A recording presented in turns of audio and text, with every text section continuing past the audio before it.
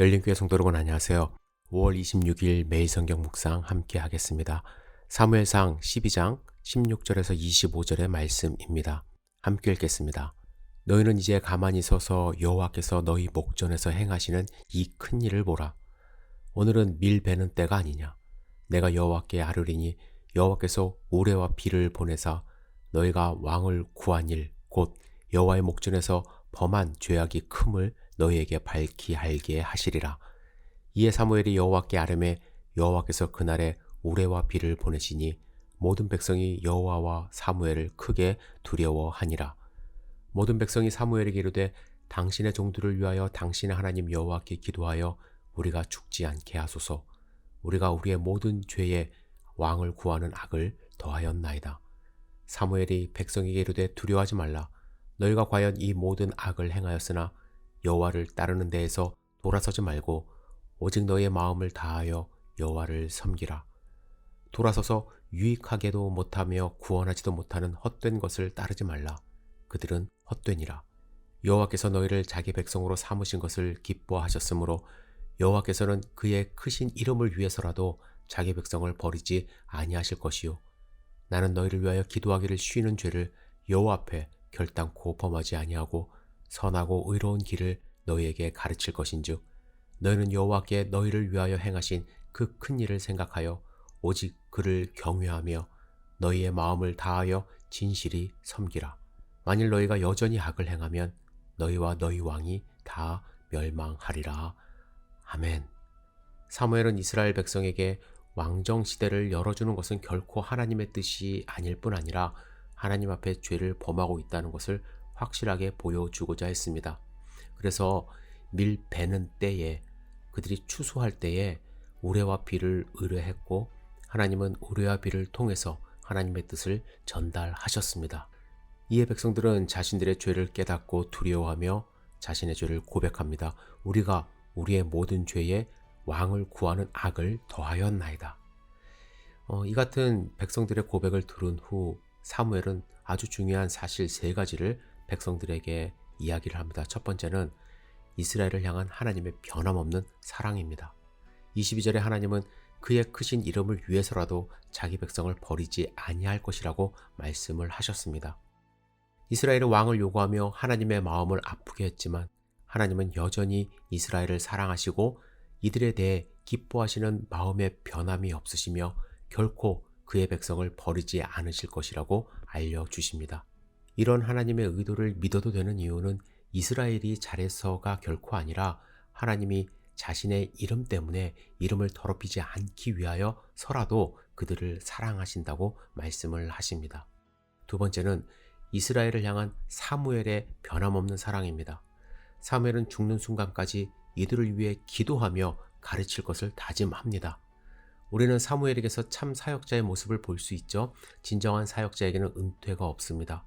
사역에서는 은퇴할 줄 몰라도 섬겼던 지체들을 위해 끊임없이 기도하고 또 기회가 주어지는 대로 성도들을 가르치고 양육해야 함을 말씀하십니다. 사무엘은 이들을 위해 기도를 쉬는 것을 죄라고까지 표현했어요. 비록 사무엘이 정치적인 무대에서는 물러났지만 죽는 순간까지 이스라엘을 위해 중보하고 가르치기를 멈추지 않겠다는 그의 다짐은 그를 이스라엘 역사에서 가장 이상적인 선지자로 기념하게 되기에 충분한 내용입니다. 여러분, 사무엘뿐만 아니라 여러분들에게 주신 사명이 있어요. 그 사명, 날짜를 정해서 어느 날까지 하는 것이 아니라 우리가 자녀를 양육하고 또 믿지 않는 사람들에게 복음을 증거하는 것, 하나님이 부르시는 그 순간까지 해야 됨을 말씀하고 있는 것입니다. 세 번째, 이스라엘의 미래는 그들의 행동에 좌우된다는 것을 말하고 있습니다. 사무엘은 다시 한번 권면하는데 그가 권면하는 내용은 이스라엘 사람들에 의해 말씀, 즉 쉐마라는 별명이 붙고 특별히 구분되어 소중히 여겨지고 있는 신명기 6장 4, 5절과 아주 흡사합니다. 신명기서는 우리 하나님 여호와는 오직 유일한 여호와시니 너는 마음을 다하고 뜻을 다하고 힘을 다하여 내 하나님 여호와를 사랑하라. 우리 많이 들었던 말씀 아닙니까? 이것을 쉐마라는 것으로 그들 마음 가운데 새기고 있습니다. 마찬가지로 이스라엘을 향한 사무엘의 마지막 권면은 3가지를 강조해요.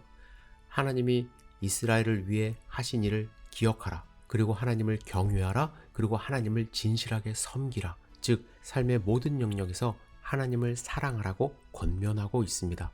사무엘은 신명기처럼 이스라엘에게 생명의 길과 죽음의 길을 제시하면서 지혜로운 선택을 지금 권면하고 있는 것입니다. 이제 사무엘은 고별사를 마무리하면서 14절과 15절에서 언급했던 언약의 결론 부분을 다시 한번 재인용합니다. 만일 너희가 여전히 악을 행하면 너희와 너희 왕이 다 멸망하리라.